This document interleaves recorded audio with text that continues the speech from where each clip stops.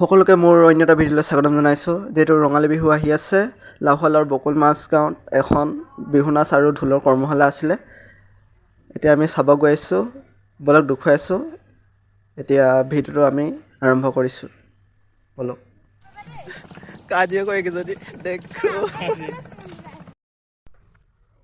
এইখন বকুল মাছ গাঁৱত ষ্টেডিয়াম এখন বনাই আছে, কাম চলি আছে, হ'বগৈ এতিয়া।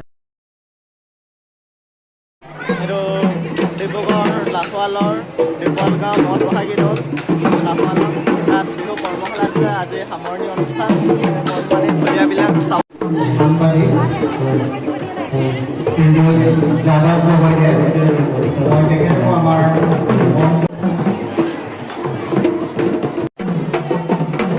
এনে কণমানি ঢুলীয়াকেইটা সেইখিনি কণমানি নাচনীখিনি নাচি আছে। সম্বৰ্ধনা অনুষ্ঠান হৈ আছিলে।